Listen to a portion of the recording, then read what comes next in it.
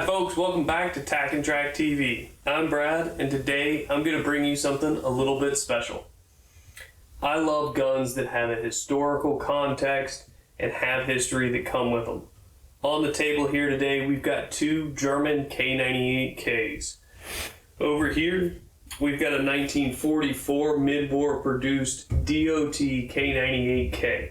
It's pretty standard German military configuration K98.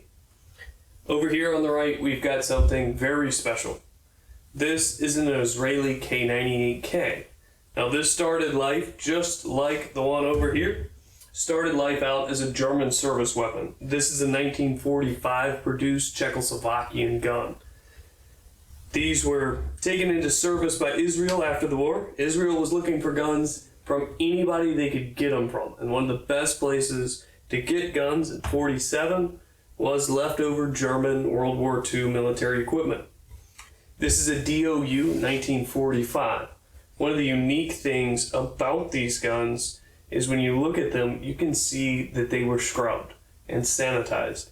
And what that means is an Israeli soldier or armor went through and took off all of the SS markings or any of the German eagles, any of the German military markings. Now you'll see some of these Israeli K98s with some still remaining, but this one has been cleaned. And the really cool thing is, as you look at the receiver on this gun, you can tell that this was done by an individual who wanted it off their guns. This was not a professional job. Nobody went through and really spent a whole lot of time trying to make it look pretty. They wanted the swastikas off of their guns, but they needed guns and they didn't care where they got them.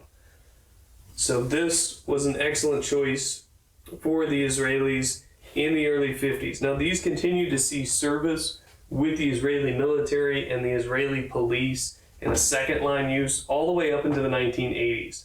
And we started seeing these show up on the collector's market. There are some differences between a German K98 and these Israelis. First and foremost of which is these have been rechambered in 7.62 by 51 NATO. As the Israelis were going to the FN FALs for their main battle rifle, they decided that they wanted to rechamber their K98s from the 8mm Mauser round to the 7.62 by 51, so these could share the same ammunition with the FN FALs that were taking over the main role of service.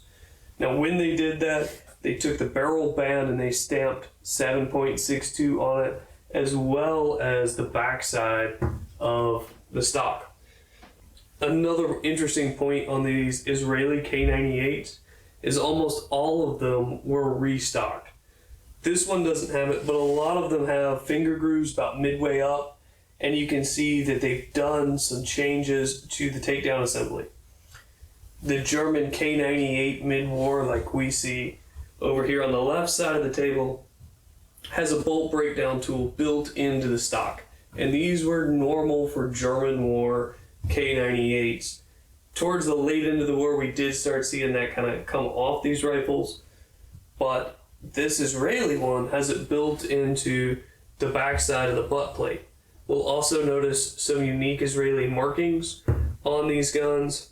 And as we look over this rifle, we can see the green finish on the barrel that definitely doesn't match the original German finish on these rifles. Hey guys, thanks for watching.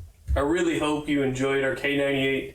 This was actually a gun show purchase, which I don't know if any of you guys have been to gun shows lately. It's almost impossible to find a nice rifle at a good deal, and this was actually one that we were able to pick up for about $600. So that makes this an incredibly good value. And it's one of those rare finds in today's market to be able to go to a gun show and actually find something as unique and with as much history and as good of condition as this for a price tag that's not absolutely terrible. Guys, thanks for watching.